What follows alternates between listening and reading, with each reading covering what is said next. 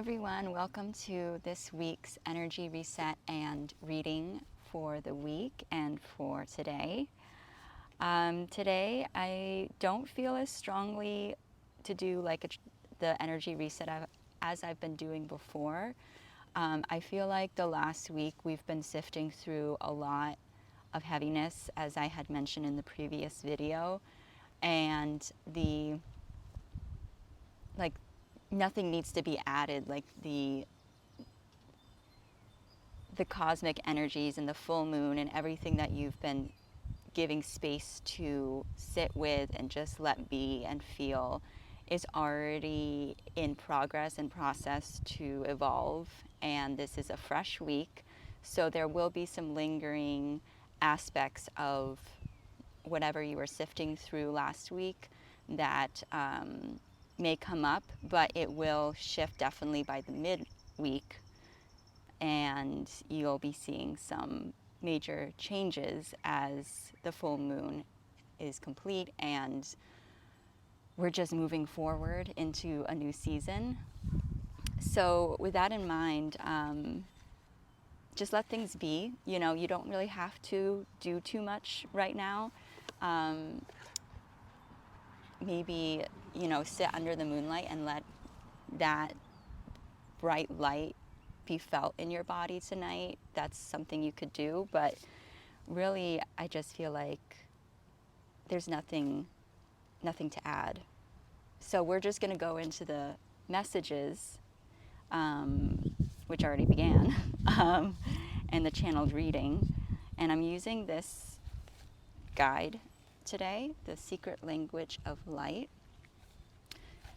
Today I've been connecting with a lot of different creative projects that I've had in my, world and realm that I'm developing and nurturing and stuff. And one of the things that I was brought back to reflect on and think about was this mint, this Andean mint called Munia.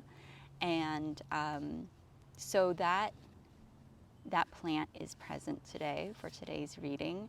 And one thing that I found when I Google searched, but also my own intuition, is there's a wisdom within that as a symbol, like the Munia plant for the Andes region. There's the symbolism of wisdom within that. It's kind of like sage. And it also helps to alleviate inflammation, is what I read, and create more balance in your internal ecosystem. So if you feel like it, if you're feeling drawn towards mint, I would recommend drinking tea or putting it into a smoothie. And it's also very brightening and refreshing to your body, and it may be supportive to you as you shift the energies with this full moon and what we were just sitting with last week. But there was something else. It helps you bring you back to your essence, and yeah, that's the other message for the Munia that the Munia is sharing. And I have mint, like regular mint over here, so it's symbolically present with us through that.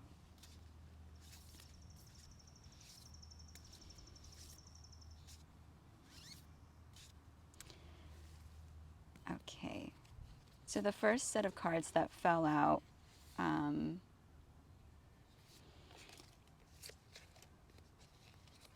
feel like it's not these two, but we'll start here. Soul Craft and Soul Journey.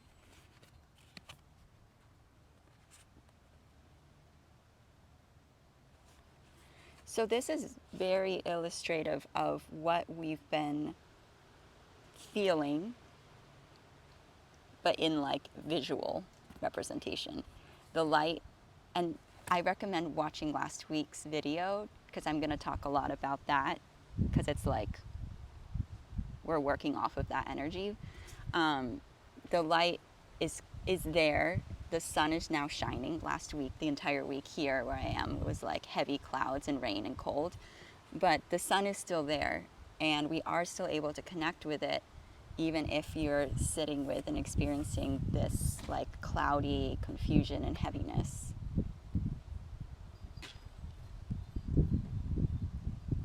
So I think what these cards are also sharing is to tap into whatever activities and creative pathways help you tap into feeling connected with something deeper, like soul level. And it'll help you to create like the next cycle in a more authentic, intuitive way.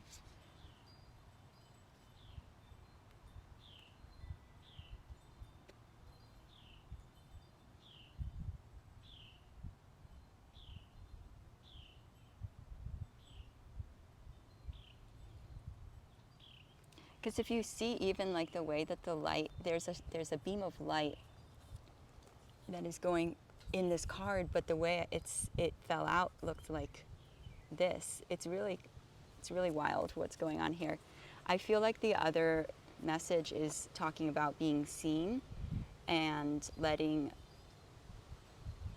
the light break through the clouds and being seen by others and what it is that is the whole picture of what you've been, of who you are. And that's both the light and the dark. Those are the heavy days and the light days, and also embracing and accepting others and how they show up in that dual nature that we have.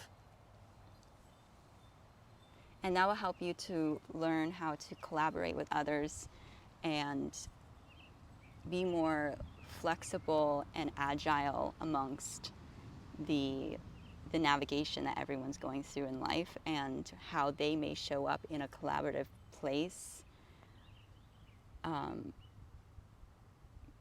but honoring both the dual nature of that person, and maybe they're showing up and bringing to the table this need to, like this heaviness, or they're showing up bringing this light, and rather than shaming or like scolding that heaviness,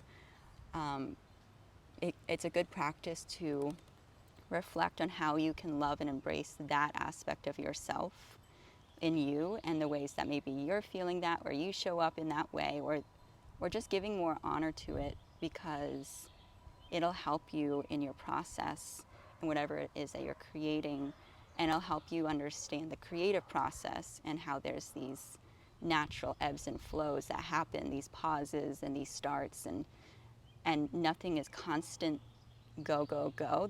There is like a flow and a rhythm that happens, and your creative flow and rhythm is unique to you. So the best way to learn about it is to practice coming back to presence, grounding in your body, and approaching something from a very first centered place. And then you'll be able to feel a sense of wholeness when you approach something, either a dynamic, a relationship you're healing, a work project, whatever it may be. You'll be able to come to it in a much more grounded, stable place, and there's no rush. There won't be this rushed energy. So you'll learn that creative process and rhythm because you're like at peace with things not flowing right away or like moving right away, and at peace with that sometimes some things just need time to settle, to evolve.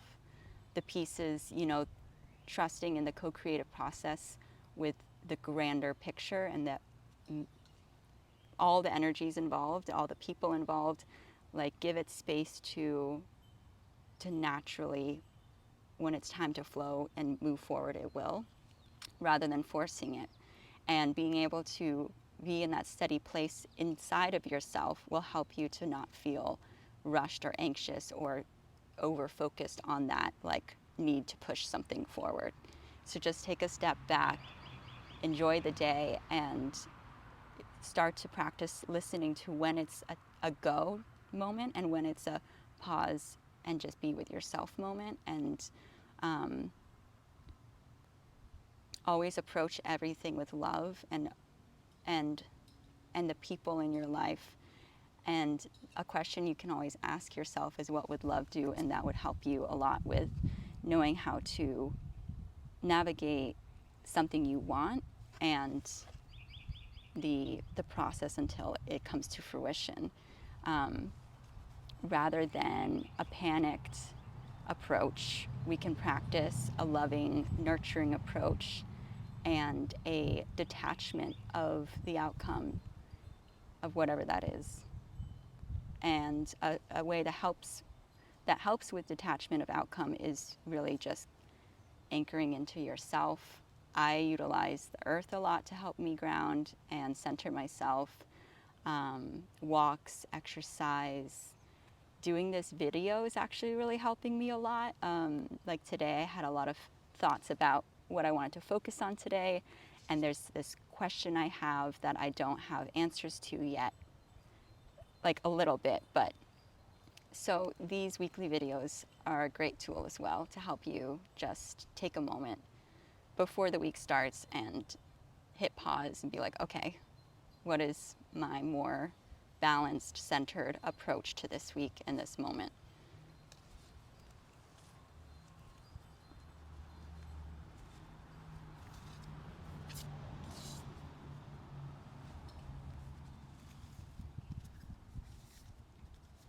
So I'm going to see if there's any other cards in here, because I feel like there's something else in here for this week. Okay.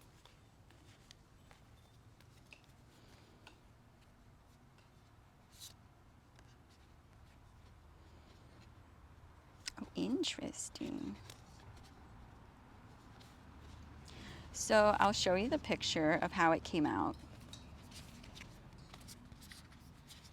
It's a really cool collection of words. So the top one says sensitivity, then grounding, and the bottom one says healing, which is really cool. The grounding one is sideways, which all of the cards come out in one direction. I don't know if it really has anything to do with the message, but it does feel pertinent to right now. Like,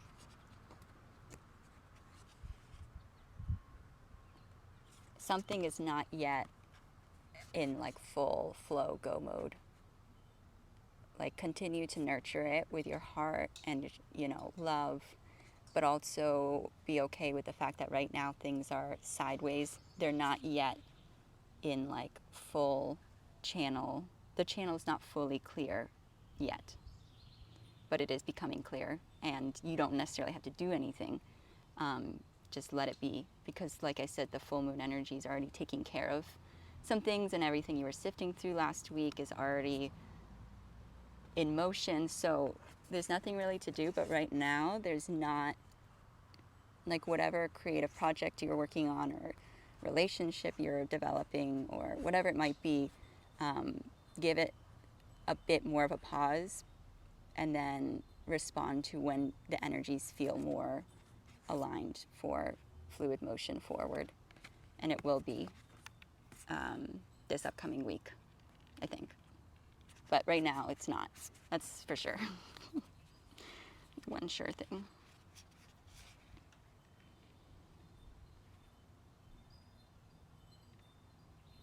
And I feel like these cards are also reference to collectively, collective healing, and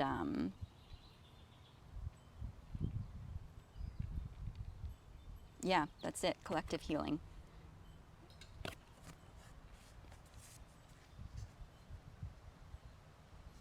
And then this one is upside down. It's actually not upside down. What's interesting is you can see how in this image the earth is within the human's body, and the earth is also seen like this. And what you're working on and doing within yourself for yourself in every moment, every breath, every choice that you take to not feed into the chaos and the scarcity, but rather come back to centered and groundedness, it's having a ripple effect on everything, because what's created within us is experienced outside of us. So what work and effort and love and time and space you give to your evolution, your healing, your grieving, whatever you're releasing through that experience and process, it's only benefiting everyone, the collective. And this goes beyond the earth, but like into all realms and worlds that exist. So if you feel like you're not having an impact, or you're worried about results or getting caught up in the problems that you're seeing, this is your reminder to come back to your body, what you're doing in this moment, your presence, and that has an energetic ripple effect that kind of like moves outward from you, even just through your body. It's really anchored into embodiment. So when you're in your body, in that parasympathetic state, that rested, grounded, centered state, it is doing so much more for creating change in a positive way than we can't really always comprehend, but it's doing a lot. And everything you're connected with in the natural world, but then also connected with through your heart and people you've come across, all of those connections exist within you. Like, those connections never leave, and those will be impacted by your choice to do what's best for your nervous system and for your body and for your health and your holistic well-being beyond eating food.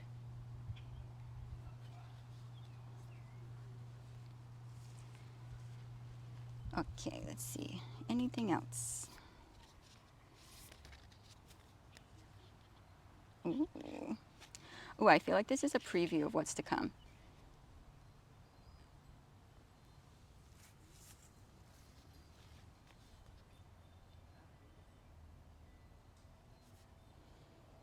So this balance you're cultivating, maintaining within yourself creates a lot of awareness that comes to you when you're maintaining that state and in that state of like groundedness and centeredness, and embracing the highs and the lows and loving the totality of who you are and what you're experiencing. Because we have this harmony yin-yang symbol along with this sword of wellness and this insight. And this is the reminder. This is kind of like the sideways tree that we found, that things will come into right side up energy, but right now it's not. But when it does, you'll be getting a lot of inspiration, a lot of ideas, clarity, and just keep maintaining your equilibrium, and you'll see that shift. So rather than staying stuck in the energy of things not happening, just trust in the process that things are happening. You just don't actually have to do anything, so you may not be as aware of what's processing and what's evolving.